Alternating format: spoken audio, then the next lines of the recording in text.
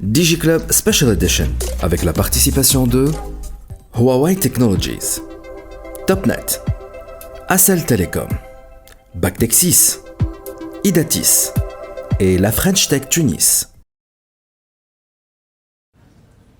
عسلامة ومرحبا بكم. مازلنا موجودين في باريس في فرنسا. دونك il fait beau, donc خرجنا البرا شوية اليوم.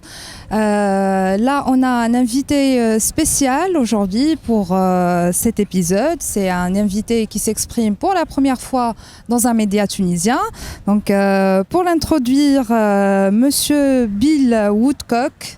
You're actually CEO of Packet Clearing House, right? Yep. Nice to meet you, sir. Thank you. So actually, to start this interview, we need actually a little introduction or a presentation of what actually Packet Clearing House is doing exactly as an organization. Sure. So in 1992, the internet switched from being controlled by the U.S. government to, in theory, being controlled by the private sector globally. And so that began a long period of transition. As part of that, there needed to be an organization to look after the parts of the internet that are critical, but which don't have a for-profit business model, because from 1992 on, it was expected that the internet would pay for itself. But the core of the domain name system and the internet exchange points where the internet bandwidth are produced and the certs that provide security, these are all things that you want to be available to everyone at no cost. So there isn't a lot of money there, even though they're the heart of the internet. And so we're very much like the fire department. We are there to protect the parts of the internet that matter most to the most people, and we do that at no cost. We're supported by grants. We work on, as I said, internet exchange points. We work to support the domain name system. We help with regulatory and policy issues, and we help with cybersecurity coordination. So those are the four areas that we work in. We're in our 30th year now, and we're supported by about 40 governments and about 800 companies around the world. Okay. The thing is, actually, you said you're like a non-profit organization. Could you tell us more about this business model? Yeah.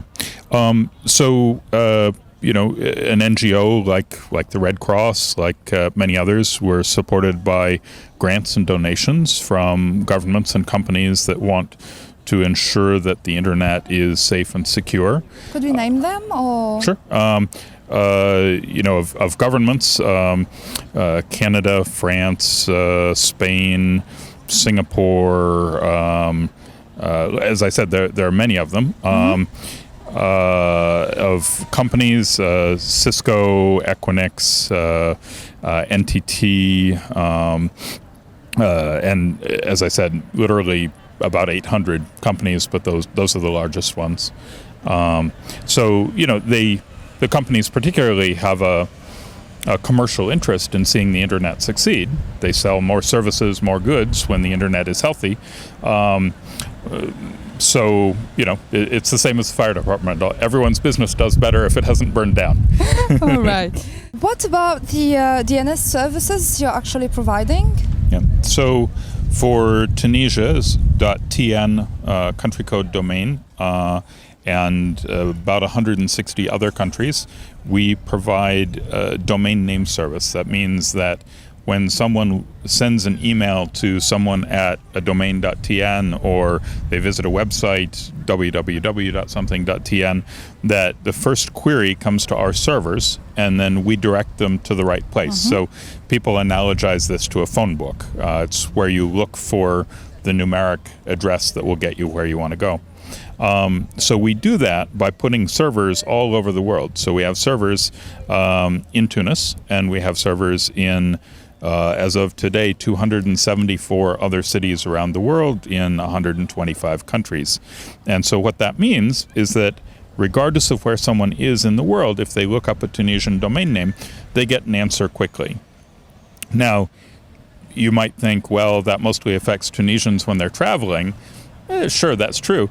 But the other thing it affects is when someone is attacking something in Tunis, the cybersecurity aspect of this is that will answer that attack query outside of Tunisia. So if the attack is coming from China, if the attack is coming from Russia, if the attack is coming from the United States, we'll answer those queries in those countries before they can ever cross your border and harm anyone in Tunisia. So that's the DNS portion of what we're doing.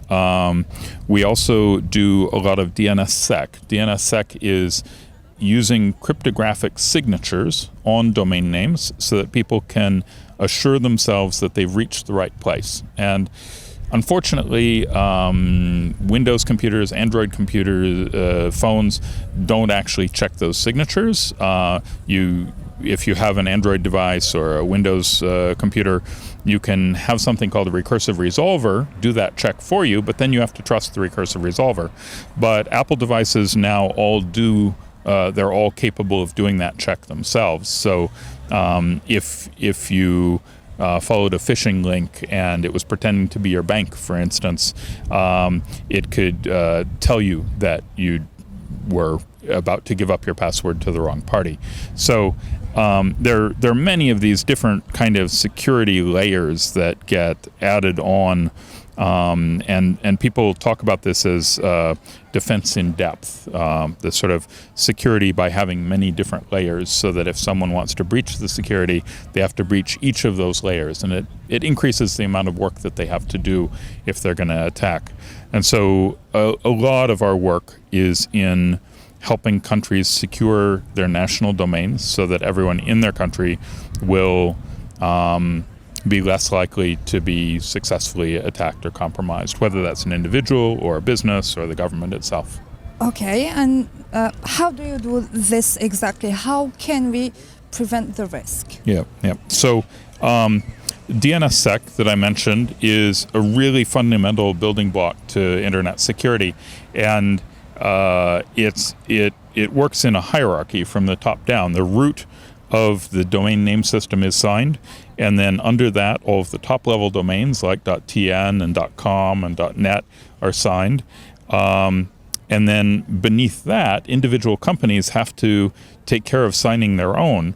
And if they haven't done that work, then they can't take advantage of the fact that the things above them are signed. Likewise, if a government fails to do that work, if a government fails to provide a signature at the country code level, no one below them can take advantage of that protection. So it's very good that Tunisia is doing that work, is taking care of that.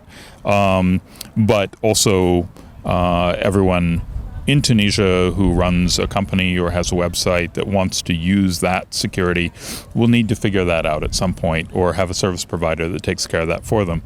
Likewise, on the other side, it doesn't protect you if you don't check the signatures. So again, on Apple devices, you're in better shape, but for the others, you need a recursive resolver that will do that signature check and let you know if there's a problem. That could be a recursive resolver that your company operates, or many of the public recursive resolvers do that as well. We, some 7 years ago, built a global public recursive resolver called Quad 9 that was the first one to do that check on behalf of the public, people using it. Before that, people had said, oh, well, many domains will fail this check, and then it'll report errors, and then, people will be unhappy. But we tried it, and people didn't complain, and so now everybody does it. So that's progress. Great. Talking about DNS services, you actually mentioned Quad 9 earlier. What is it exactly? So most of what we do is services that serve governments or, a whole country full of people or big networks. But Quad 9 is something that serves people directly. When your device needs to connect to something on the internet, it's always starting with a name, but what it really needs is a number. It needs an IP address in order to get a packet, get a message to that thing. And so to get that IP address, it has to ask somebody for it, because it can't know where everything in the world is by itself.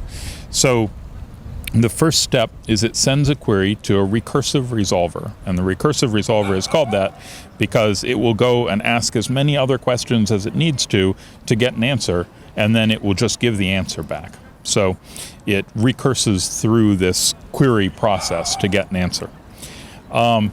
The Quad 9 resolver is unique because it does this without recording any data about who asked the question or what question they asked. So it is fully compliant with European privacy law, which is the strictest privacy law in the world.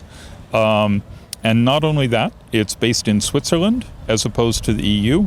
And in Switzerland, the privacy law is criminal law rather than civil law. So it means not just financial penalties to the organization if we were to violate our promises of privacy, but in fact, I go to jail. So we're not doing that. All right. Actually, supposing other resolvers are doing it. Yeah. I mean, collecting data. Yes. Yeah. So, I mean, this is the entire business model of Google, for instance, is give away what appears to be a free service, collect data about users, and then monetize that data, turn that data into money in a wide variety of ways. A lot of people talk about this as though it were like selling advertising, which is a way of making it seem not nearly as bad as it is.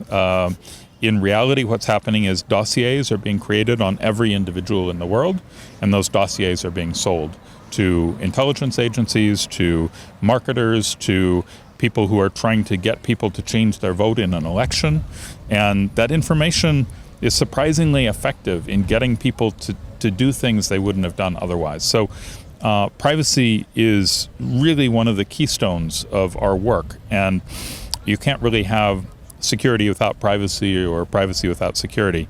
So we look at this as a fundamental aspect of internet security for people, is being able to use the internet without everything they do being recorded. You can't save everyone from everything. You can't save everyone from themselves, but it's vital that the tools exist for people who do want to protect themselves. So for people who do want to maintain their privacy, there needs to be a path to that. There needs to be a mechanism by which they can use the internet without everything they're doing being recorded.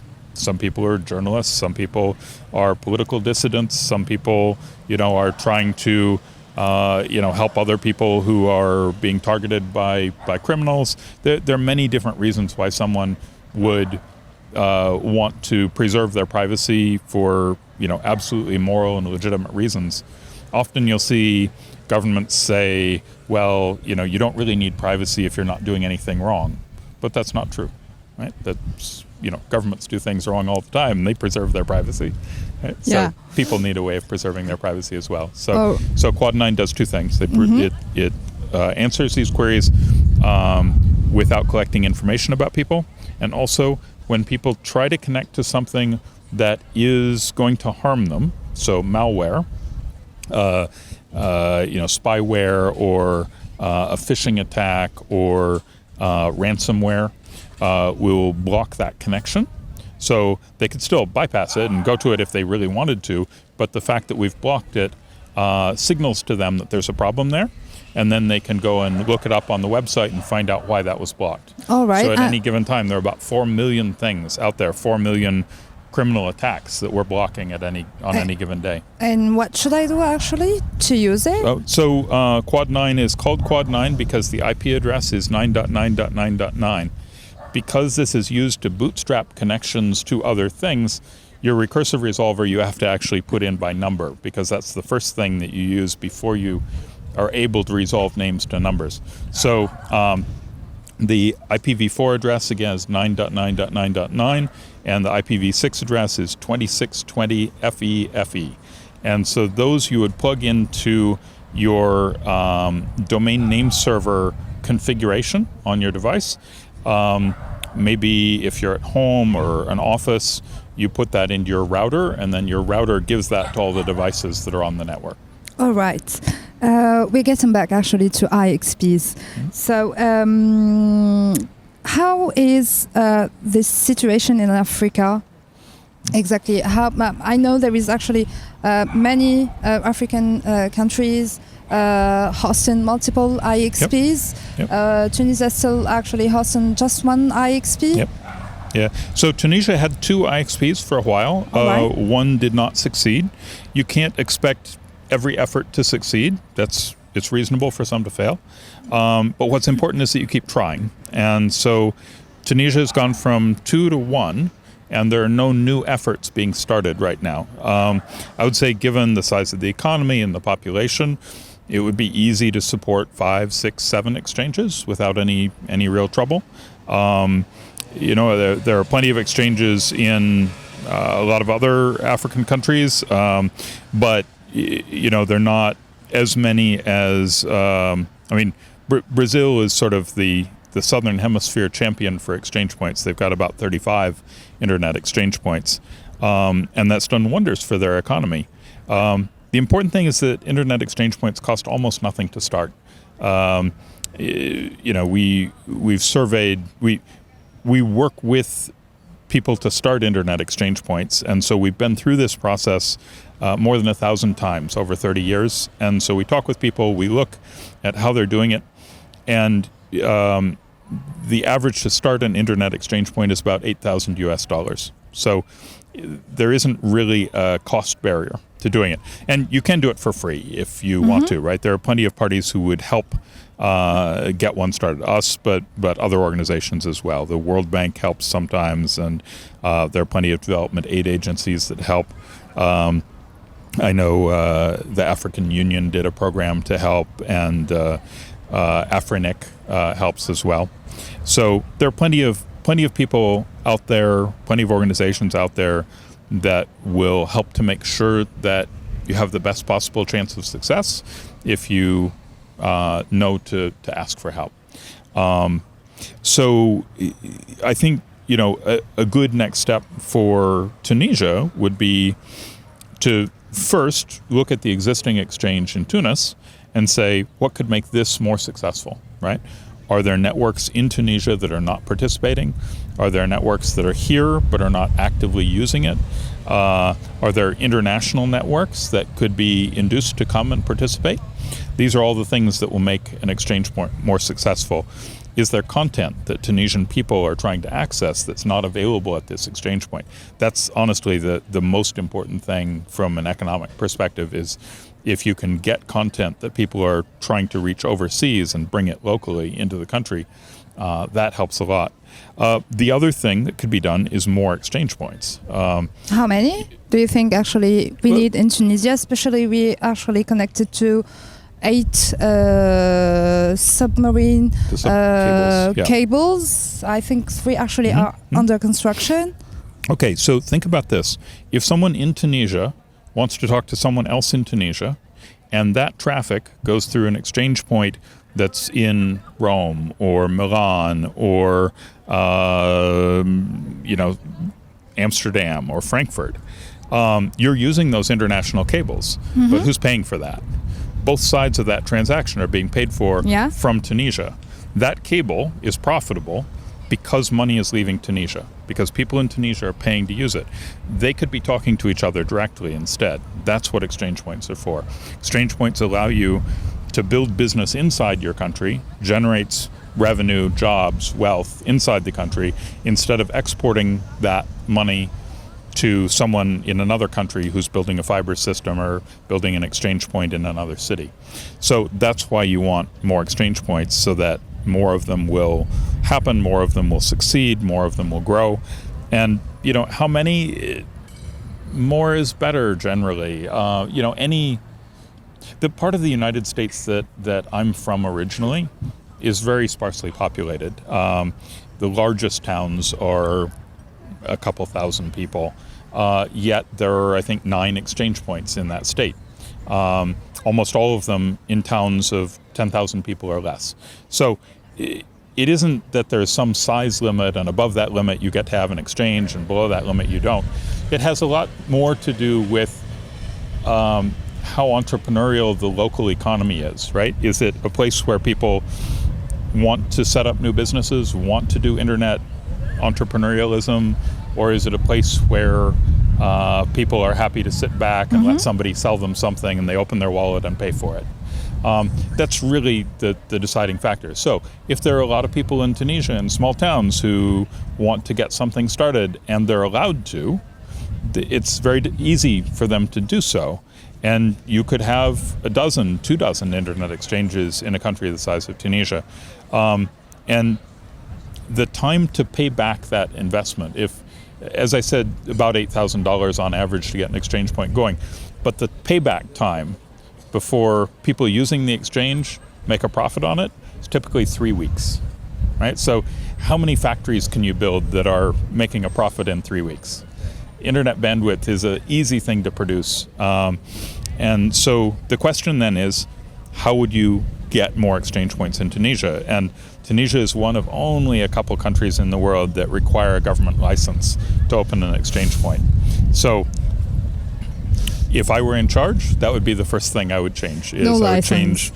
Either no license or a class license. So right now you need an individual license. So you'd have to go to the government, apply for a license. They would say, well, ATI already has a license. Why do you need another one? What a class license does is it says everyone, the same license applies to everyone. It applies to ATI, it applies to you. If you want to do this, you can do it. You just have to follow the same rules. Or more commonly, no license. People can just set one up, and if it works, great. All right. So, is there any way actually having IXPs could lead to having some kind of a free internet in airports, stuff like that? Yeah. So internet bandwidth at the place where it's produced, at the internet exchange point, costs nothing. It's available in effectively infinite supply at zero cost. What costs money is moving it from the exchange point to where it's used. This is another reason why you want to have as many exchange points as possible, so that they can be close to people, because speed times distance equals cost. The further someone is away from the exchange point, the more it's going to cost, or the slower it's going to be, or both. So the secret really is to have a lot of exchange points and to have them close to a lot of people. So putting them right in the center of towns, in the center of cities, is good. You don't want them out in some data center way out in the suburbs. And then you want a lot of fiber, competition in fiber, between the exchange points and where people are. So yeah, there are a lot of places where internet is free. There are whole countries where the internet is just a free thing that everybody is entitled to. But the secret to that is to make it really cheap, because if it's cheap enough, it's not worth bothering to bill people, because billing is more expensive than the good itself. So if you look at transit in some places, it doesn't cost anything to get on the streetcar, because they've made the cost of operating the streetcar lower than the transaction cost of charging somebody for it. The same thing's true of the internet. If you can make the cost of the internet low enough, then there's no point in billing people for it, because that would cost more than the internet service itself. And the key to that is enough exchange points and enough fiber. And that's how you get to a sort of, people call it a post-scarcity economy, an economy where it's cheaper to just go and do the thing you want to do than to worry too much about how it's going to cost or where you're going to get stuff or whatever. Right? All right. Are we talking also about free international traffic? So international means more distance, and speed times distance equals cost. Someone had to lay that fiber, and the fiber is not cheap. So the trick is not to demand ever lower fiber costs or more competition on the fiber, because laying more fiber is more expensive. Someone has to pay for it. The trick is to isolate the traffic, to make sure that traffic doesn't cross that fiber if it doesn't need to. So if someone in Tunisia accesses a website, and the content of that website is hosted in London or Frankfurt or Amsterdam, which are kind of the three really big centers in Europe, then the person in Tunisia is paying to move that back and forth. But if you can get the content to be located in Tunis, then potentially you can get to that content for free or so close to free that it doesn't matter. And also, it's much, much faster then, because you don't have to get it all the way there and back. You're not competing with as much other traffic. It's just like when you get on the freeway and there are lots of other cars, it's going to go slowly. Whereas if you're just going to your neighbor's house, there's going to be no competition, right? So it will occur more quickly. I think the internet has the potential to be inexpensive for everyone, because as you offload those international circuits from traffic that doesn't need to use them, it frees them up for the traffic that does need to use them, and then that gets less expensive also. So there's great potential here, but it depends on everybody doing work locally and not depending on someone else to do the work for them somewhere else. All right. So you actually doing a lot of work in Africa, and I think recently you had a meeting with President Paul Kagame about building a robust internet infrastructure, right, in Rwanda. Yep. Could you tell us more about it? Yeah. So Rwanda has focused on the security and resilience of their internet infrastructure for quite a while. We have a close relationship with their regulator, where their exchange point and their country code domain are governed. So we're there to meet with them and with the communications minister and with their cybersecurity director, or I guess he's data protection officer also now, because they have a new data protection law that's going into effect in October. And we met with President Kagame.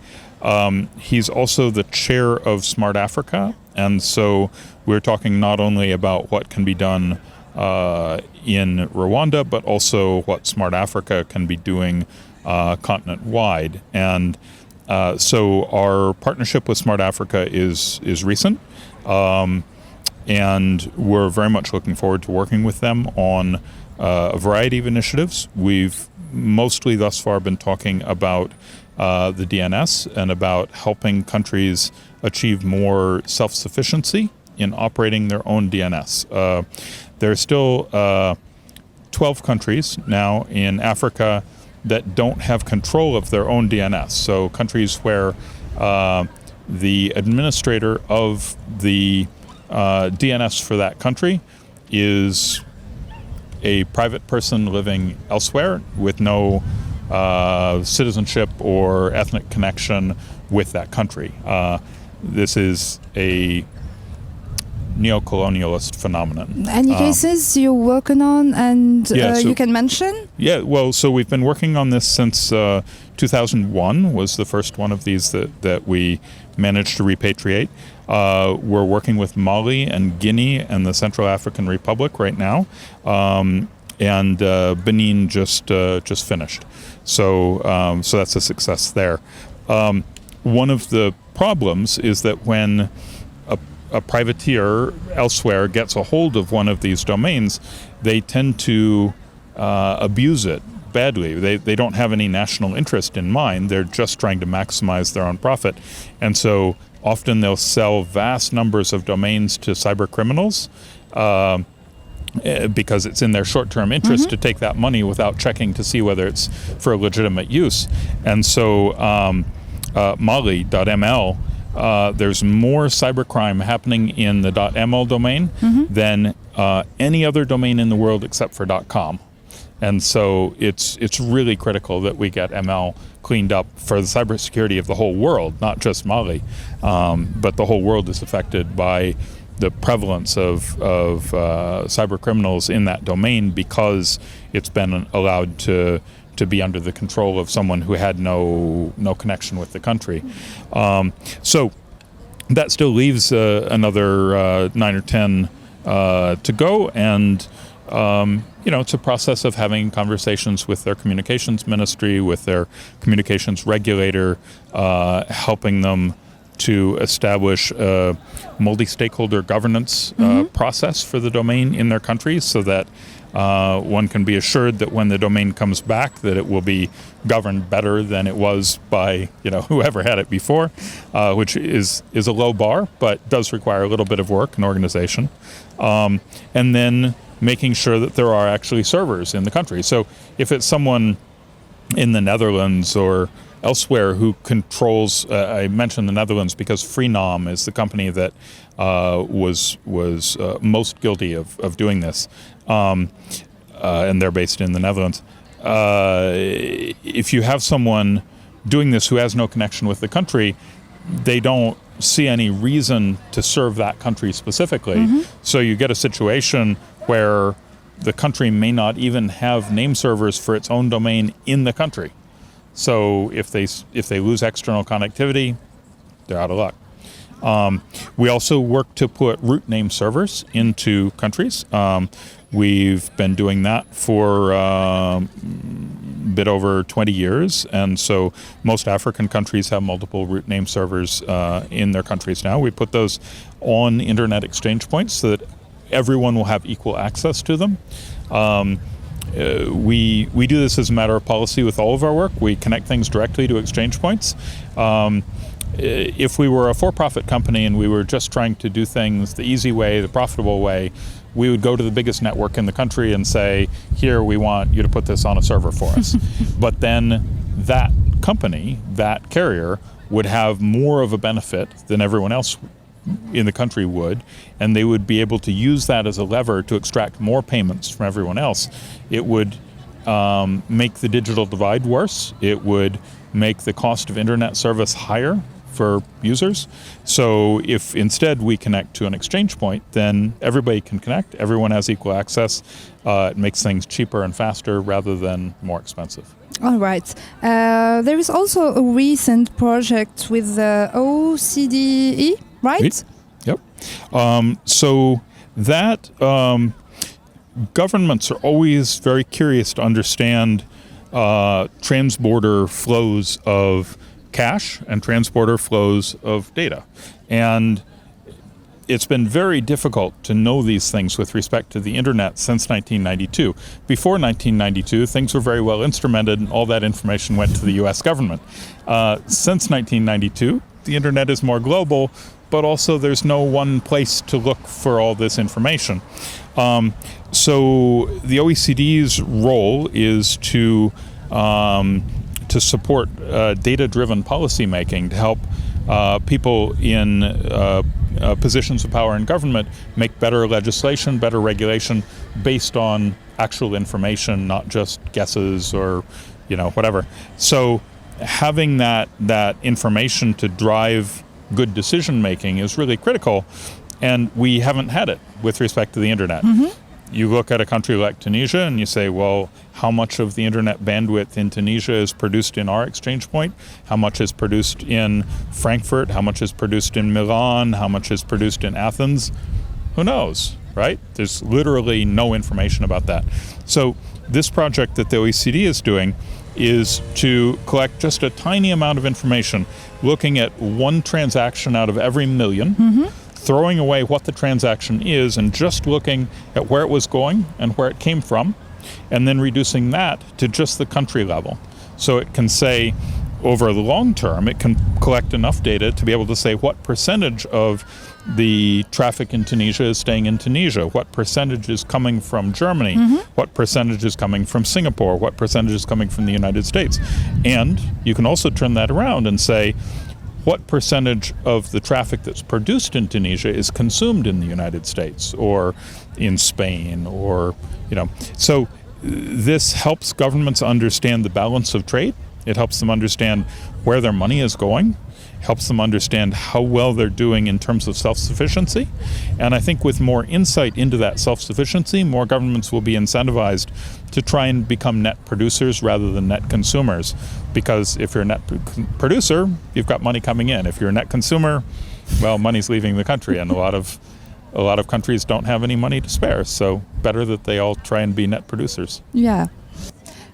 If anyone needs actually information about PCH, what you actually do, how do they have to do? Yeah. So our website is pch.net.